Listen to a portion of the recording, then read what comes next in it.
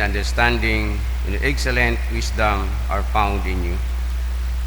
Now the wise men, the astrologers, have been brought in before me, that they should read this writing and make known to me its interpretation.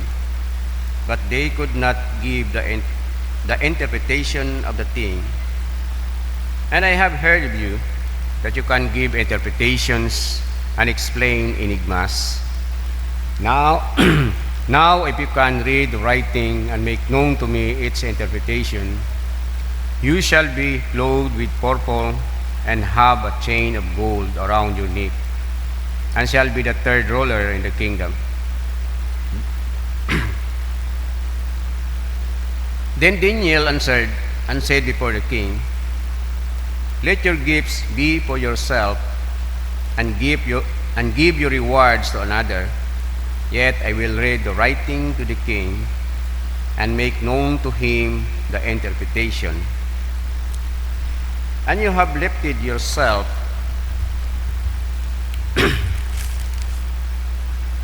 up against the Lord of heaven. They have brought the vessels of his house before you, and you and your lords, your wives, and your concubines have drunk wine from them. And you have praised the gods of silver and gold, bronze and iron, wood and stone, which do not see or hear or know. And the God who holds your breath in his hand and owns all your ways, you have not glorified. Then the fingers of the hand were sent from him, and his writing was written. And this is the inscription that was written: Mene, mene, tekel, upharsin. This is the interpretation of its word. Mene, God has numbered your kingdom and finished it. Tekel, you have been weighed in the balances and found wanting. Peres, your kingdom has been divided and given to the Medes and Persians. The word of the Lord. Please stand for our responsorial psalm. Our responsorial psalm is in Daniel chapter 3. And our response, give glory and eternal praise to him. Together, give glory and eternal praise to him. Sun and moon, bless the Lord. Praise and exalt him above all forever. Response, give glory and eternal praise to him. Stars of heaven, bless the Lord. Praise and exalt him above all forever. Response, give glory and eternal praise to him. Every shower and dew, bless the Lord. Praise and exalt him above all forever. Response, Give glory. all you winds, bless the Lord. Praise and exalt him above all forever. Response, Give glory and eternal praise to him. fire and heat, bless the Lord. Praise and exalt him above all forever. Response, Give glory and eternal praise to him. cold and chill, bless the Lord. Praise and exalt him above all forever. Response, Give glory and eternal praise to him. glory be to the Father, and to the Son, and to the Holy Spirit. As it was beginning, is now, and ever shall be, world without end. Amen. The Lord be with you. And with your spirit. The Holy Gospel of our Lord Jesus Christ according to Saint Luke. Glory to you, Lord Christ. Thank you, God. We are reading from the Gospel of Christ according to Saint Luke chapter 21. But before all these things, they will lay their hands on you and persecute you, delivering you up to the synagogues and prisons. You will be brought before kings and rulers for my name's sake. But it will turn out for you as an occasion for testimony. Therefore settle it in your hearts, not to meditate beforehand on what you will answer. For I will give you a mouth and wisdom, which all your adversaries will not be able to contradict or resist. You will be betrayed even by parents and brothers, relatives and friends, and they will put some of you to death, and you will be hated by all for my name's sake, but not a hair of your head shall be lost. By your patience, possess your souls. The Gospel of the Lord. Please be seated.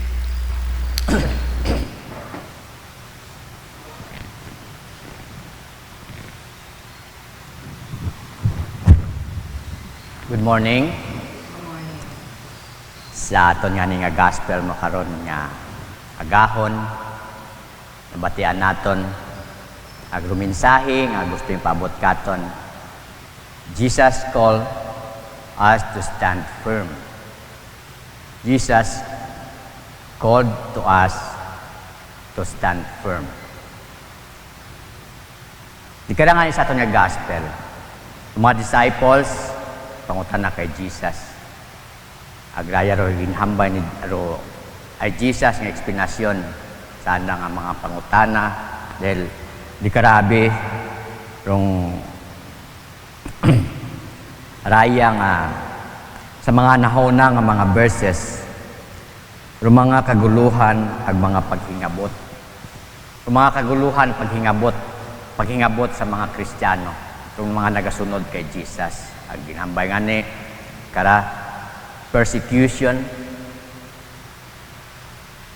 betrayals,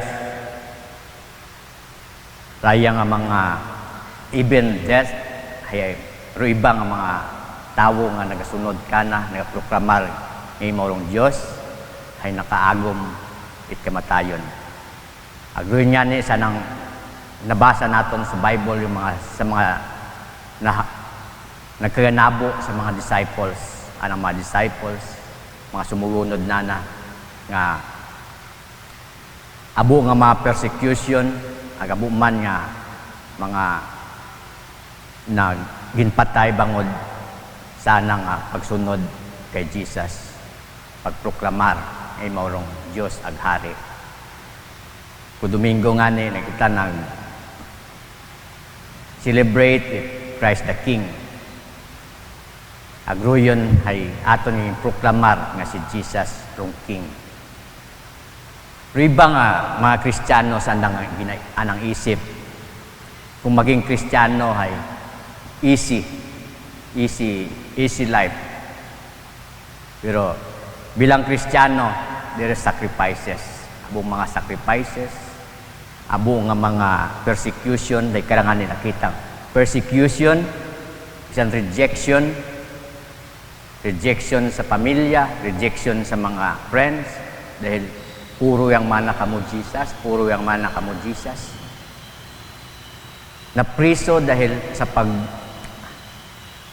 pag-depend o pag-proklamar nga si Jesus ay hari. One time nga ni, nag-misa ako sa prison.